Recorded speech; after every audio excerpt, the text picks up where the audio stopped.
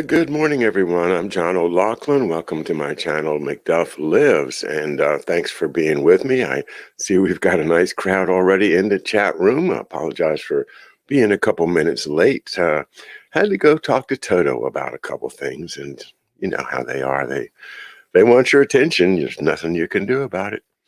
Hello, Kathy and Tyrone, Michael, Carol, Research, Charles, Dora, and A. And we've got a couple of great wrenches I see today.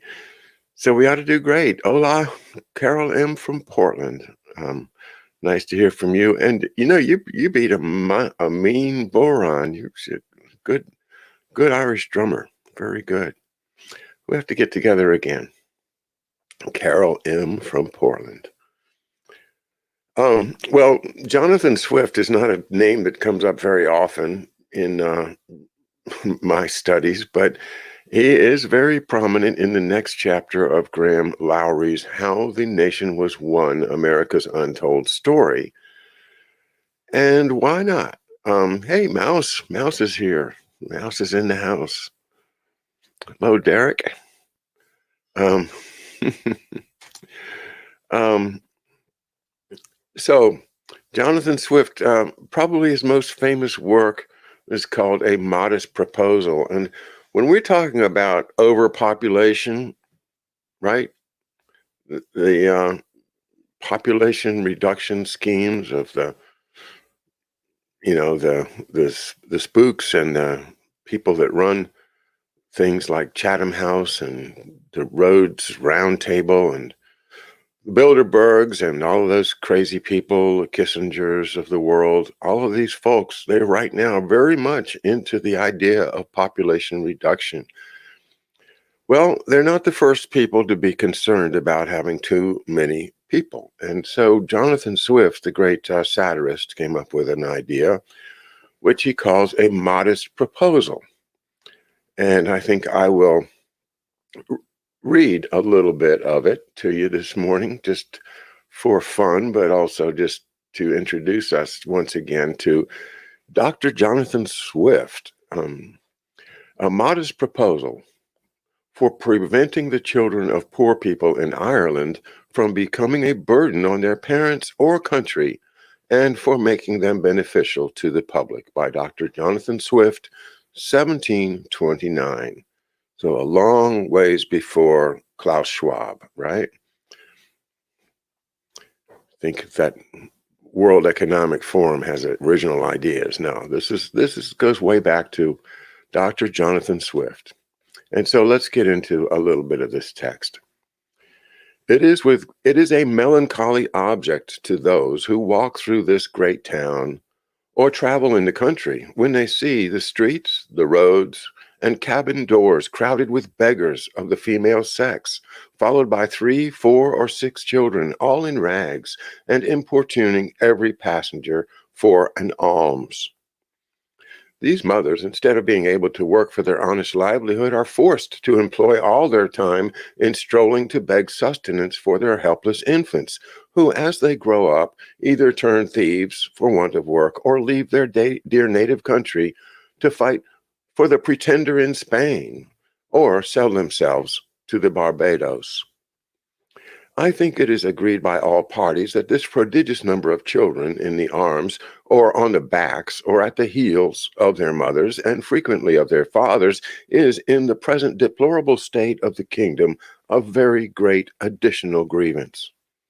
And therefore, whoever could find out a fair, cheap, and easy method of making these children sound and useful members of the Commonwealth would deserve so well of the public as to have his statue set up for a preserver of the nation. But my intention is very far from being confined to provide only for the children of professed beggars. It is of a much greater extent, and shall take in the whole number of infants of a certain age, who are born of parents, in effect, as little able to support them as those who demand our charity in the streets. As to my own part, having turned my thoughts for many years upon this important subject and maturely weighed the several schemes of our projectors, I have always found them grossly mistaken in their computation. It is true, A child just dropped from its dam, meaning its mother, may be supported by her milk for a solar year with little or other nourishment, at most not above the value of 2 shillings, which the mother may certainly get, or the value in scraps by her lawful occupation of begging. And it is exactly at 1 year old that I propose to provide for them in such a manner as, instead of being a charge upon their parents, or the parish, or wanting food and raiment for the rest of their lives, they shall, on the contrary, contribute to the feeding, and partly to the clothing of many thousands. There is likewise another great advantage in my scheme, that it will prevent those voluntary abortions and that horrid practice of women murdering their bastard children. I doubt more to avoid the expense than the shame, which would move tears and pity in the most savage inhuman breast. The number of souls in this kingdom being usually reckoned at 1,500,000, of these I calculate there may be about 200,000 couples whose wives are breeders, from which number I subtract 30,000 who are able to maintain their own children. But this being granted, there will remain 170,000 breeders.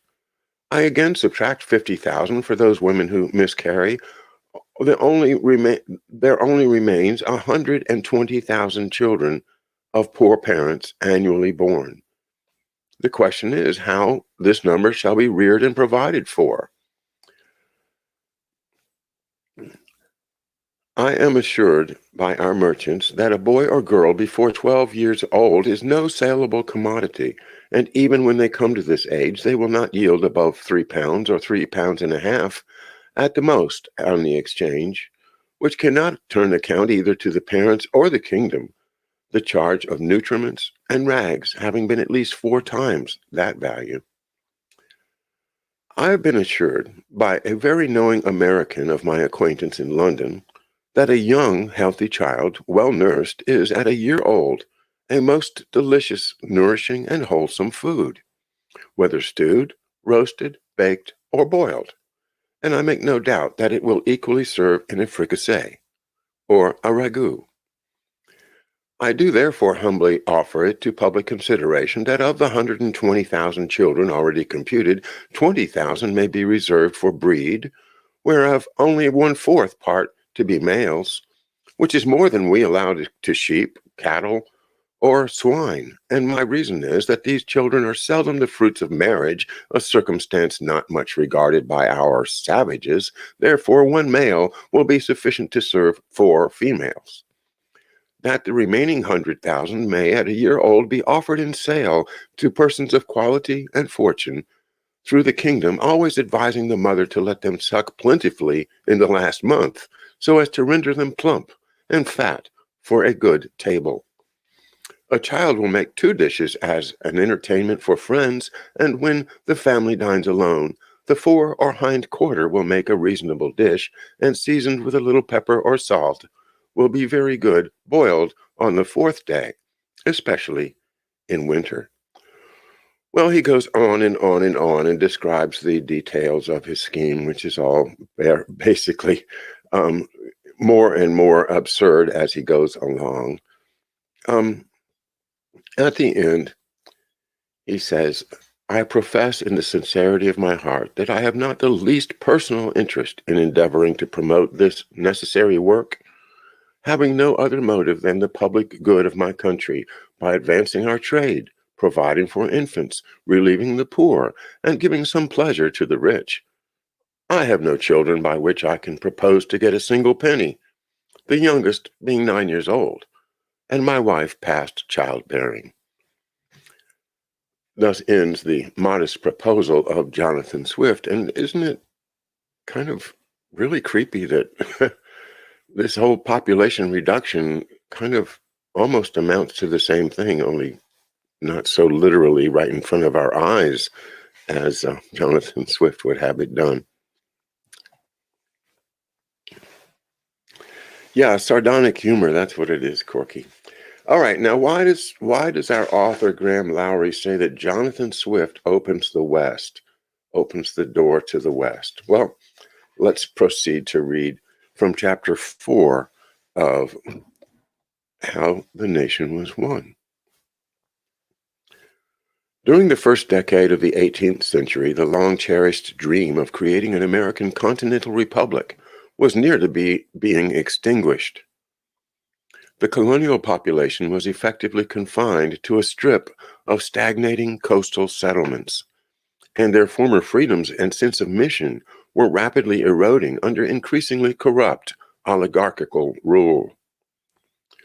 The best kept secret of American history is that the crucial opportunity to rekindle the quote beacon of hope was provided by the brilliant satirist Jonathan Swift, Ireland's Republican leader who transformed the political rules of the game as the ally of Germany's Gottfried Wilhelm von Leibniz. And notice this Leibniz is much of an iconic hero to the folks at the LaRouche organization, and I think somebody that I certainly need to study better, know more about him. The Leibniz versus Voltaire is the way I would characterize what I need to study and see the differences between those two very important writers of the 18th century. In 1710, the year that Cotton Mather launched a major Republican organizing drive to uplift the American population, bold new moves were made in the American colonies to open the way for Western expansion. The strategy called for seizing Canada and the Great Lakes from the French, opening Western New York to settlements that could be secured for development, and linking the mid-Atlantic to the vast resources of the Middle West lying beyond the barrier of the Appalachian Mountains. The movement of opportunity was the moment of opportunity was the arrival of a new royal governors in New York and Virginia, allied to the faction of Queen Anne's government now guided by Jonathan Swift, whose efforts to establish a Republican policy-making influence over the British Crown had been closely followed by Cotton Mather since at least 1708. By 1707, Britain and France, the principal adversaries in Queen Anne's War, which continued to engulf Europe, were being drained of their real economic resources. In Britain, the Venetian Dutch banking houses, controlling the money market district known as the City of London, were conducting a speculative orgy on top of the ruinous war costs. The Whig ministry, which to then had dominated Queen Anne's government, was largely the creation of the City of London bankers, sustaining itself through the Duke of Marlborough's military victories in Europe, won with the Dutch and Habsburg Austrian allies. Pardon me a second.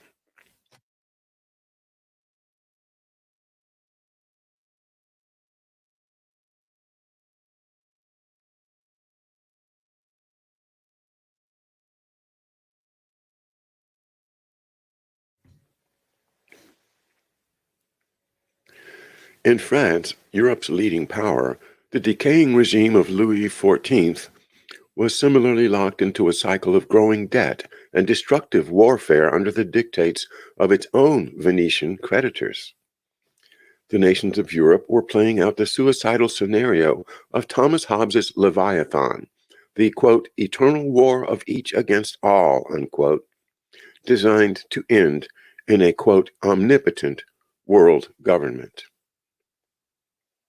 In Cotton Mather's New England, the double dealing of Governor Dudley's regime, looting the colonists under authority of the British Crown while supplying enemy French forces in Canada, mirrored the depravity of the breakdown crisis in Europe.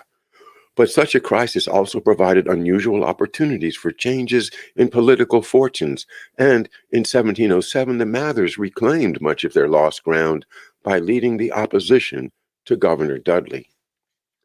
Positioned to intervene to end the Hobbesian nightmare unfolding in Europe were the political networks of Gottfried Wilhelm von Leibniz, the great German scientist, economist, and statesman, and the acknowledged leader of Republican forces internationally.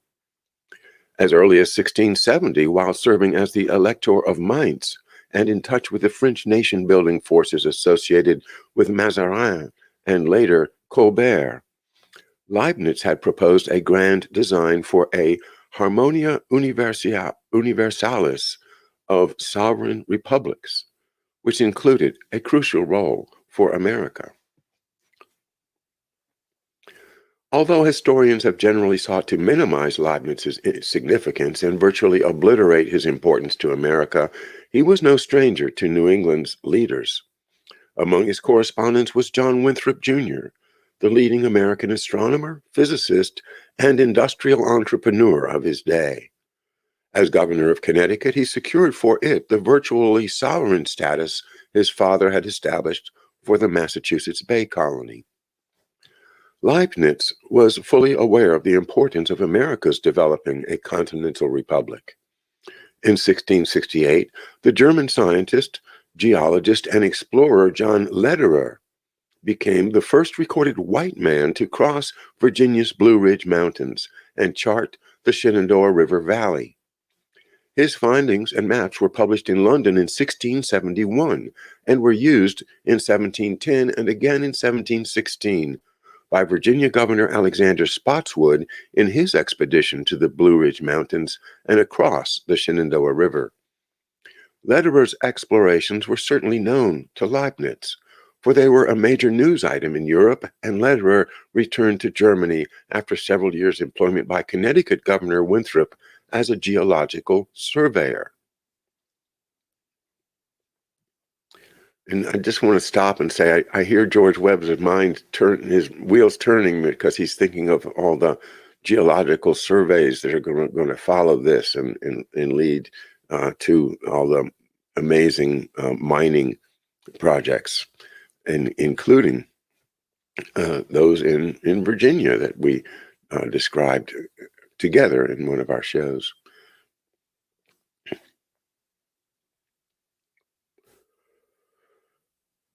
During the strategic crisis which unfolded after 1700, America's Republican prospects depended upon defeating the British policy exemplified by Leibniz's bitter enemy, John Locke.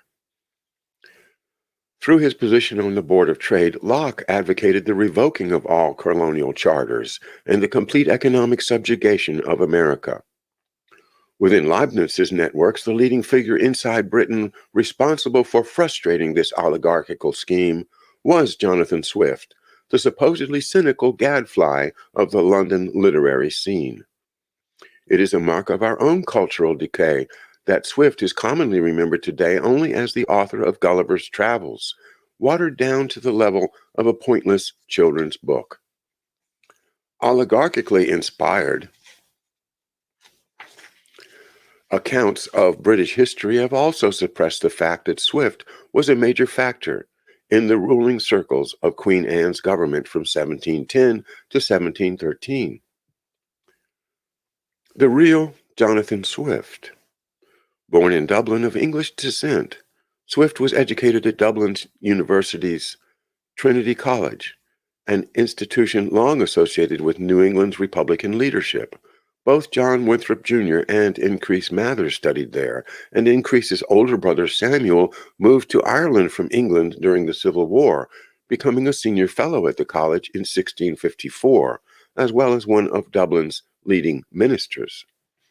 The Mather family remained active in Dublin and in correspondence with Cotton Mather in Boston well into the 18th century. The Puritan Samuel Mather also left his mark on local history, refusing to implement orders during the ruinous years of the late Cromwell Protectorate to suppress the Church of Ireland, of which Swift served as Dean of St. Patrick's in Dublin for more than 30 years. Swift's formal education at Trinity College and later at Oxford provided him with plentiful examples of the scholastic absurdities he was to ridicule throughout his life. But by his early manhood, he was nonetheless a well-armed champion of the Platonic method in philosophy and science, a brilliant satirist in the tradition of Erasmus and Rabelais, and a devastating polemicist against such peddlers of, quote, man is a beast, the universe is dead, as Hobbes, Descartes, Newton, and Locke. And I suppose we could go forward and add Bertrand Russell to that. By 1697, Swift had attracted considerable attention through his satirical attacks on the degeneracy of intellectual life, the same decay in culture and morality that Cotton Mather charged in 1696 had reduced New England to a, quote, little people. Two works written during 1696 to 7, A Tale of a Tub and The Battle of the Books, marked Swift as a dangerous man in the eyes of those who sought to impose a cultural dark age. A Tale of a Tub, circulated anonymously and not printed until 1704, took aim at the threat that, quote, the wits of the present age being so very numerous and penetrating would, quote, find leisure to pick holes in the weak sides of religion and government. Swift explains his political motive by noting that seamen have a custom, when they meet a whale, to fling him out an empty tub by way of amusement, to divert him from laying violent hands upon the ship. This parable was immediately mythologized. The whale was interpreted to be Hobbes's Leviathan, which tosses and plays with all schemes of religion and government, whereof a great many are hollow and dry and empty and noisy and wooden and given to rotation. This is the Leviathan, whence the terrible wits of our age are said to borrow their weapons. The ship in danger is easily understood to be its old antitype, the Commonwealth. And it was decreed that in order to prevent these Leviathans from tossing and sporting with the Commonwealth, which of itself is too apt to fluctuate, they should be diverted from that game by a tale of the tub. And my genius being conceived to lie not unhappily in that way, I had the honor done me to be engaged in the performance. Swift adds that his treatise is intended to serve for an interim of some months to employ those unquiet spirits until a large academy can be erected capable of containing 9,743 of these persons, the number of Swift cites for persons in England with, quote, livings or inherited wealth from feudalistic ground rent. That number, by modest computation, is reckoned to be pretty near the number of wits in this island. The proposed academy is to contain the various schools to which their genius most inclines them. The list of the principal schools constitutes an attack on the degeneration of culture in England since the days of Marlowe, Shakespeare, and Milton, especially on the imposed supremacy of Venetian-inspired oligarchical fashions from the continent. There is first a large pederastic school with French and Italian masters. There is also the spelling school, a very spacious building, the school of looking glasses, the school of swearing, the school of critics, the school of salivation, the school of hobby horses. A Tale of a Tub proceeds to satirize the cultish and irrational dogma and practices corrupting the Catholic, Anglican, and Protestant churches. In A Digression Concerning Madness, Swift extends the same treatment to the corrupters of philosophy and science, and especially to such reductionists as Descartes. Let us next examine the great introducers of new schemes in philosophy, because it is plain that several of the chief among them, both ancient and modern, were usually mistaken by their adversaries, and indeed by all except their own followers, to have been persons crazed or out of their wits, having generally proceeded in the common course of their words and actions by a method very different from the vulgar dictates of the unrefined reason, agreeing for the most part in their several models with their present undoubted successors in the academy of modern Bedlam. For what man in the natural state or course of thinking did ever conceive it in his power to reduce the notions of all mankind exactly to the same length and breadth and height of his own? Descartes reckoned to see, before he died, the sentiments of all philosophers, like so many lesser stars in his romantic system, wrapped and drawn within his own vortex. In the Battle of the Books, Swift delivered a devastating blow against an ongoing Jesuit-designed operation originating in France, and extending into Britain by Sir William Temple, a rigged debate over whether correct knowledge was the property of the ancient or the modern philosophers. Besides the epistemological absurdity of the ancient versus modern distinction, the debate was designed to limit the choices to ancient Aristotelians or modern Aristotelians, throwing Platonic reason out the window. Well, it's all starting to sound a little esoteric, is it not? But hey, Kevin Timmer, glad to have you here. Just to break it down a little bit, what we're saying here, what Swift is saying, is that Hobbes' famous book, The Leviathan, Hobbes' idea is there has to be one great, all-powerful government that can quash anything, any resistance, any alternate government styles or proposals in favor of itself, because without that, you end up back in the chaos of nature where it is every person against every person. So that's the reason behind Hobbes' idea of there being a leviathan, that meaning a great big whale that rules the entire ocean and all the other little fish have to obey. Well, what Swift is saying is that no, we're going to throw out a proverbial tub, and all of these different tubs represent these crazy different schools: the school of looking glasses, the school of swearing, the school of hobby horses, the school of salivation, and not to mention the school of pederasty,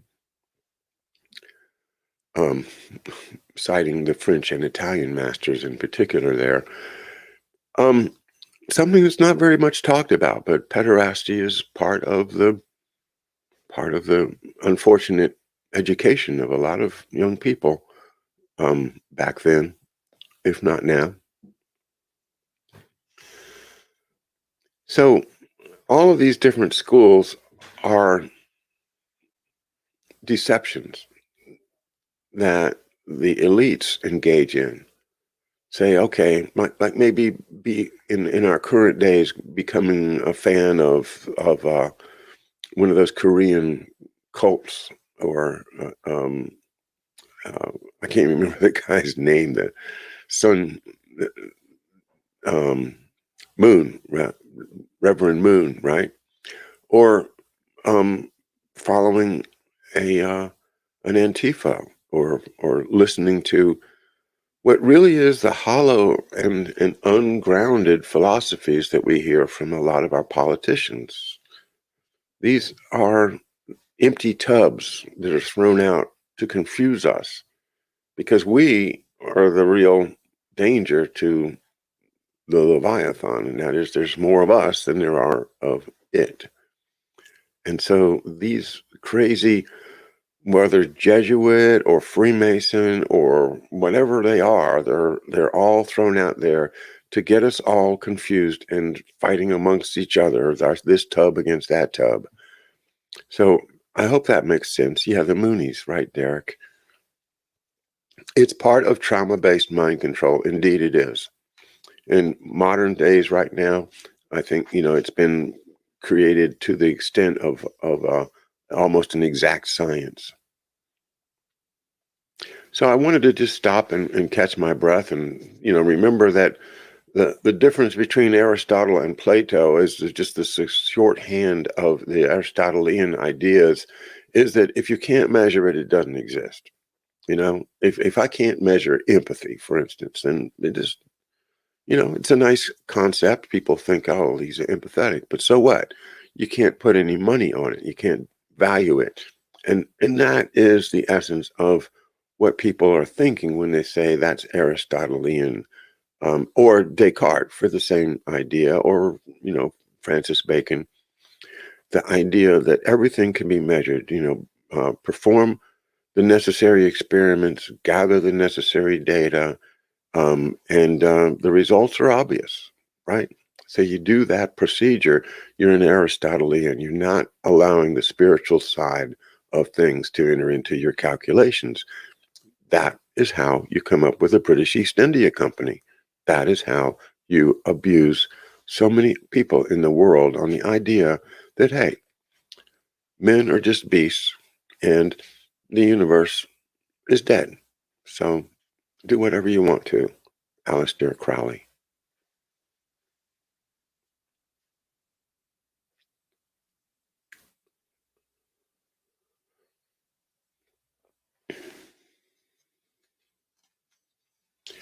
William III died in March 1702, and Swift returned to England in April. War between England and France, to be known as Queen Anne's War, had already broken out, effectively placing control of the new Queen's government under the commander of British forces, John Churchill, 1st Duke of Marlborough, whose family spawned generations of everything from genocidal colonialism and international drug trafficking to Winston Churchill, that misvenerated encyclopedia of all their vices.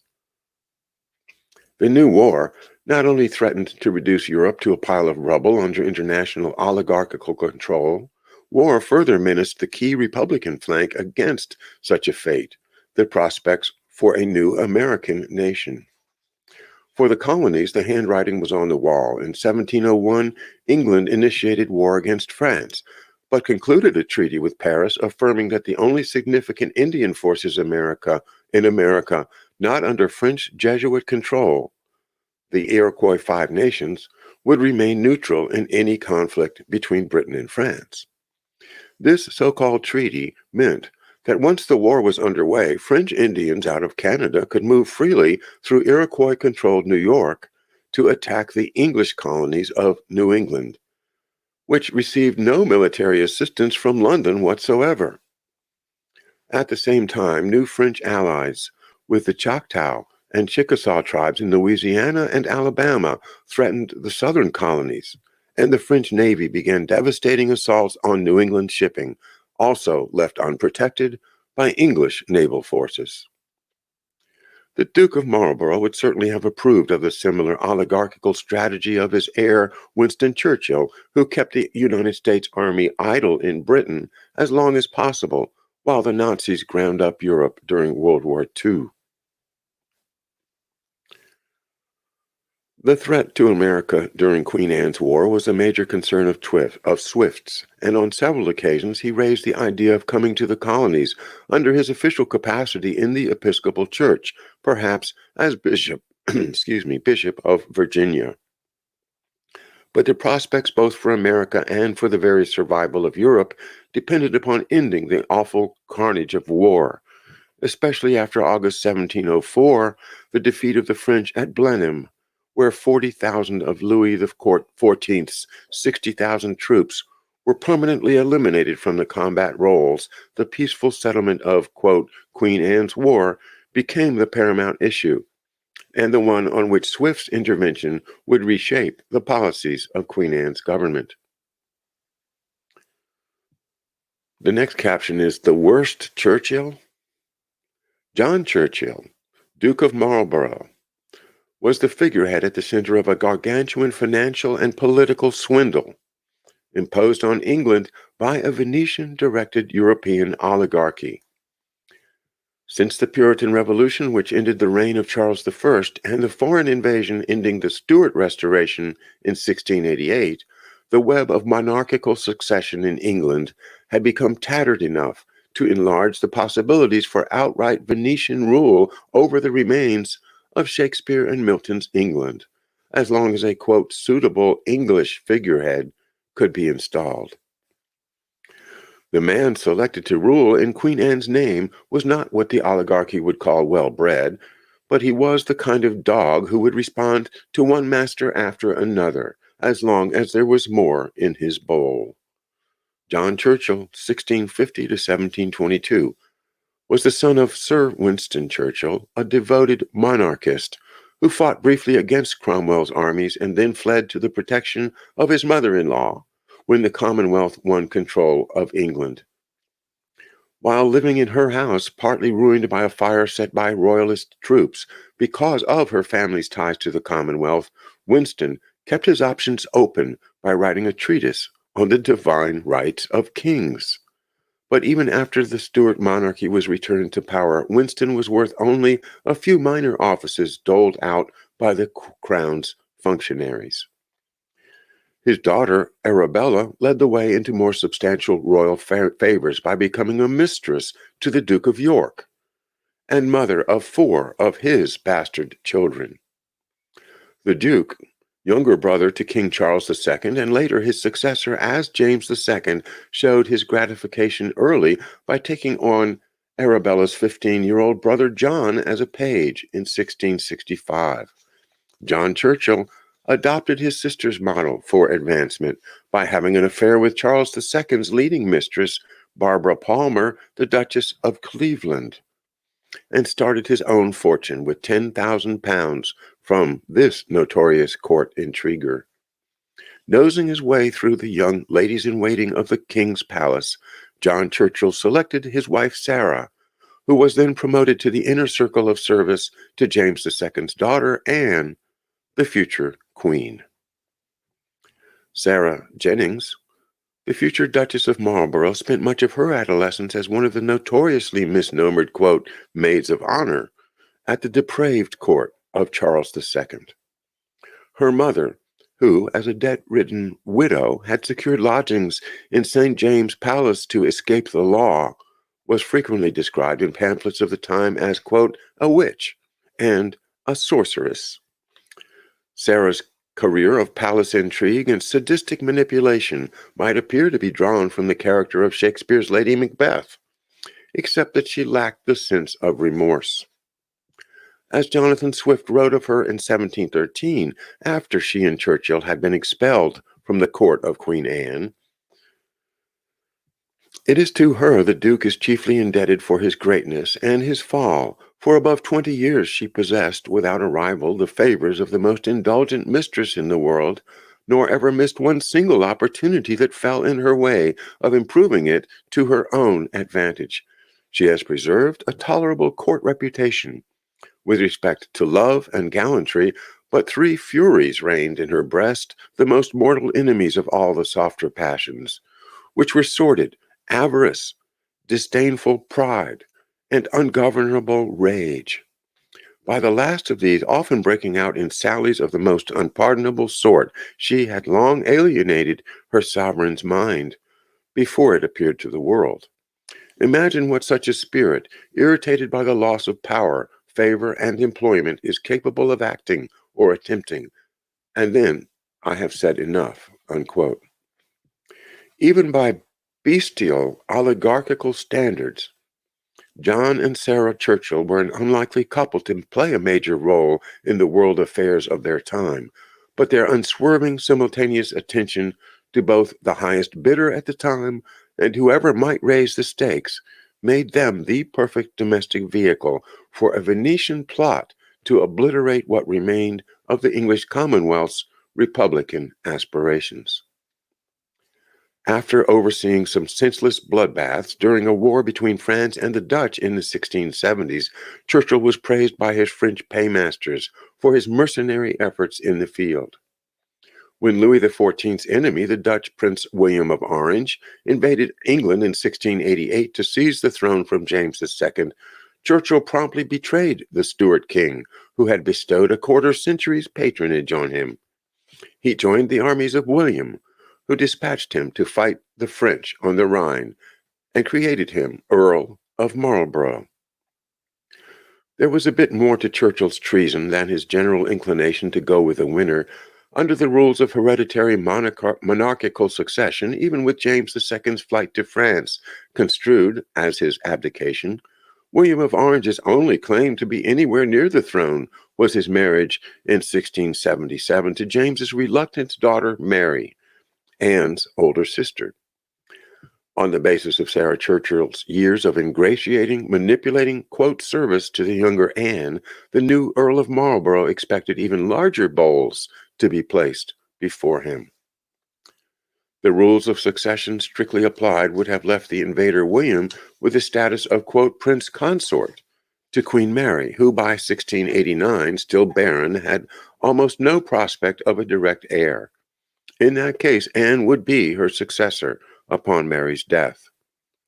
But the Venetian oligarchs who bankrolled William's venture insisted on a few alterations in resolving the issue, which signaled something of the fate intended for England. William summoned a convention, quote unquote, instead of parliament, proposed himself as king, and secured approval for a joint monarchy. All administrative power would reside in his hands, and he would reign alone if Mary died before him. Princess Anne's objections that the settlement virtually entailed her waiving her right of succession were understandable. Personal entreaties from Sarah Churchill and the Jesuitical Anglican leader John Tillotson were coupled with Marlborough's private assurances to all that Anne had agreed that William should rule for life until Anne's acquiescence was a fait accompli. In 1691, Tillotson was rewarded by becoming appointed the Archbishop of Canterbury. I have to say, the things that this author tosses off as if everybody knew them are rather shocking sometimes, and that one just got me. The Jesuitical Anglican leader. And the more I look at it, the more I think this whole Anglican thing might be a Jesuit project, from the beginning. Stranger things have happened.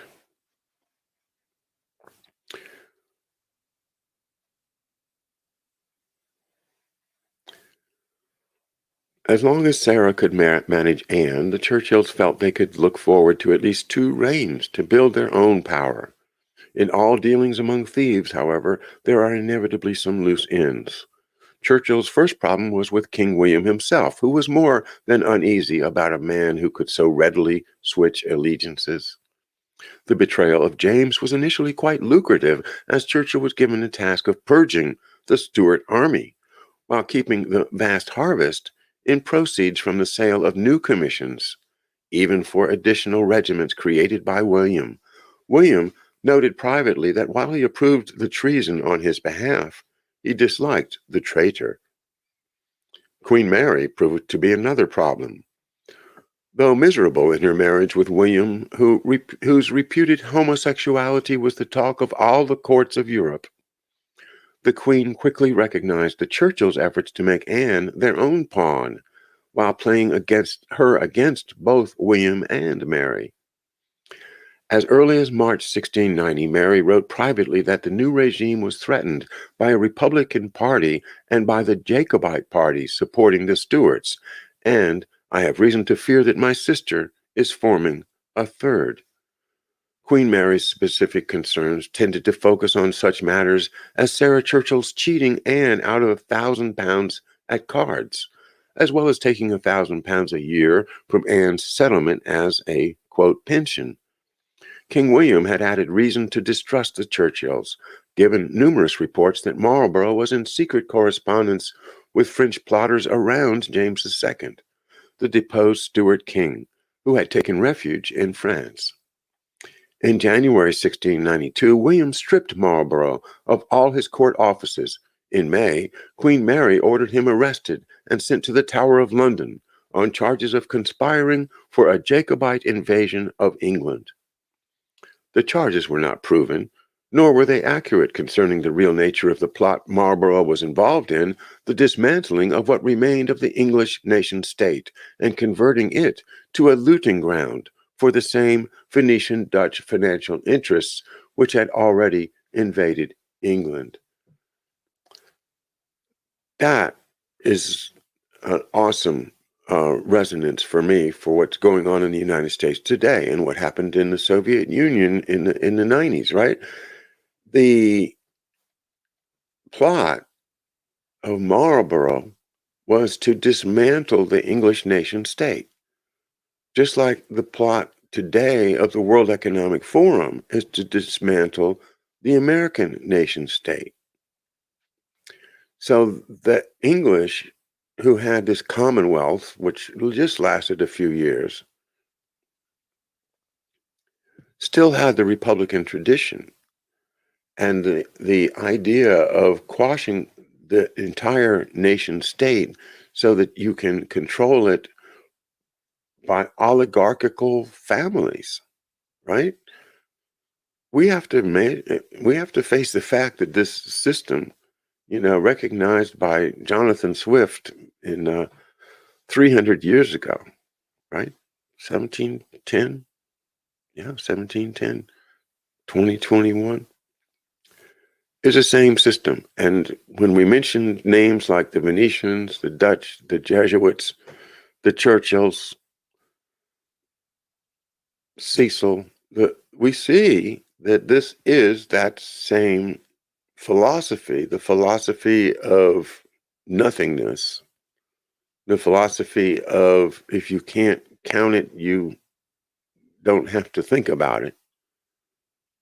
The absence of all the great, beautiful spiritual principles that keep us together, whether through religion or through our civic institutions, like being on a jury, nobody wants to be on a jury, but being on a jury is an amazing experience. You get some type of a bond with people that you can't put a price on it. You can't put a number on it. You can't even weigh it or measure how tall it is. But it's part of freedom. It's part of that sense of liberty that our country exists for.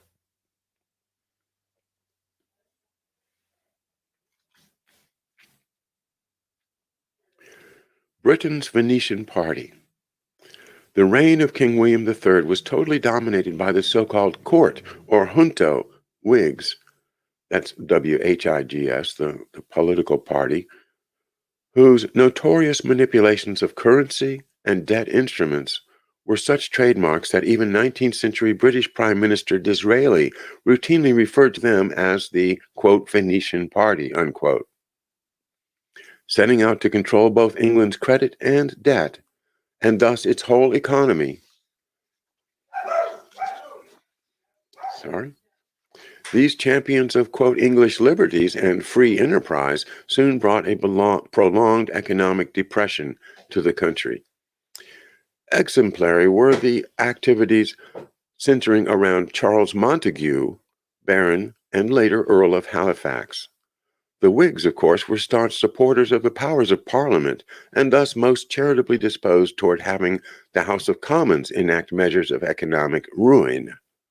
As King William's Lord Treasurer, Montague secured passage of a huge loan bill at high rates of interest, ostensibly to finance William's ongoing war in Europe, and offering future taxes as security. Wow. Simultaneously bleeding the English economy and restricting any credit for improved agriculture and manufacturing. Sounds like the Green New Deal to me. Montague's scheme created England's first national debt, designed to be self-expanding and permanent. The scheme also transferred much of the country's existing wealth to a new class of speculators and money managers, who then proceeded to buy up further seats in Parliament to perpetuate the swindle. As Swift recounted later, this system was of mighty advantage to those who were in the management of it, as well as to their friends and dependents, for, funds often proving deficient, the government was obliged to strike tallies for making up the rest. These were often sold at more than 40% discount. Swift wrote of this arrangement, at this price those who were in the secret bought them up, and then took care to have that deficiency supplied in the next session of Parliament, by which they doubled their principal in a few months. By the time Queen Anne succeeded to the throne in 1702, the debt had doubled and tripled several times over. Hello, the debt has doubled and tripled several times over, in the last, 20 years? By the time Queen Anne succeeded, the debt had doubled and tripled several times over. More than 40% of the sum rolled over by her first parliament was claimed by interest payments alone. But the same perpetuators of this swindle had by then also established a monopoly over English banking and had imposed a vicious credit crunch as well. In 1694, Montague oversaw the founding of the Bank of England, which soon was issuing notes against government, quote, tallies to repay its own loans for conducting the war in Europe. The political heirs of the English Commonwealth Party, led by Robert Harley, had proposed in 1691 a national land bank to issue low-interest credit secured by improvements of land, which could also finance trade and manufacturing. Montague's Venetian crowd unleashed John Locke, their in-house propagandist, to counter this unwanted opposition to the enlightened proposals of the Venetian families. Locke's pamphlet quotes some considerations of the consequences of lowering the interest and raising the value of money, denounced the economic development program of Harley's circle, and especially the provision that interest rates be held to 4% or less. This is the same John Locke whose policies the 18th century British Whig Venetian Party tried to impose on America as a constitutional model of, quote, liberty. The same John Locke is a member of King William's Venetian Reorganized Board of Trade, advocated revoking the charters of all the American colonies, a royal dictatorship over their economic activity, and a ban on their manufacturing any finished goods. The same John Locke, as an Enlightenment philosopher, insisted that the human mind was nothing more than the animal register of, quote, sensations, unquote.